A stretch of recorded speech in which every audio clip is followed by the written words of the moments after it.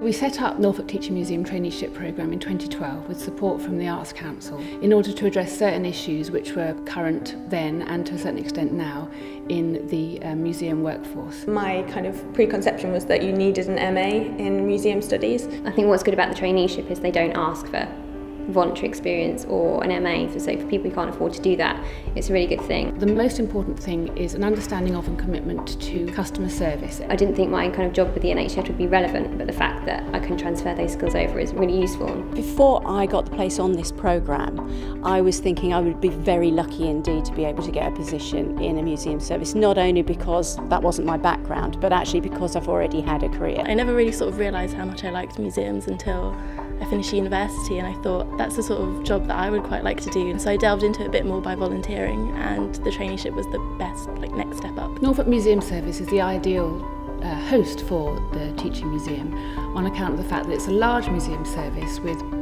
enormous collections of all types. So at the museum this year we've sort of been working really hard to open it up to the public more and provide better sort of physical access to the behind the scenes work that we do at museums. We have around 1.2 million objects.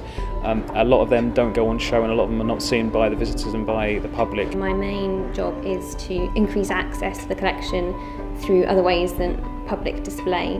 One great way is with Little Kippers, which is our early years group, and we do a session which is object handling. We have a look around the museum to investigate where those objects are in situ and talk a bit about our collections, and then we do a craft activity, so it gives them a really great opportunity to learn little bits. It's really satisfying seeing someone really inspired by collections so early and in areas they wouldn't normally get to see. One aspect of my job is cleaning objects, conserving objects. What we were doing earlier was to clean some handling objects that we use for some of our volunteers and for taking out for events.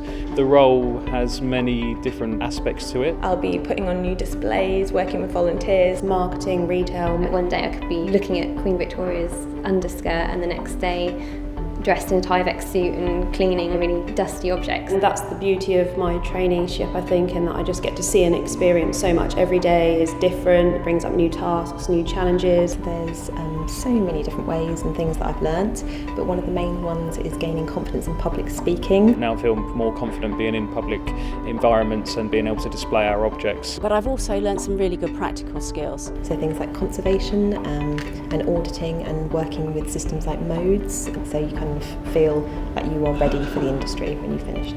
I'm quite surprised at the amount of sort of responsibility that I've actually been given and things that people assign to you. You're given real projects to work on, so lots of responsibility. They have confidence that you'll do it, and then that's good because it kind of gives you further confidence. We're really delighted with the trainees we've had so far. Many of them have gone into the sort of jobs that they could only have imagined before they started the traineeship. Now I'm on the traineeship and I'm actually learning so much. I think that the roles I can go for have greatly widened. I feel really privileged that this traineeship has given me the opportunity, hopefully, to work within the sector in the future. Well, one of the great things about the Teaching Museum programme is that it attracts people who otherwise would not be able to launch themselves into a career in museums. That can only be good for the future resilience of the sector.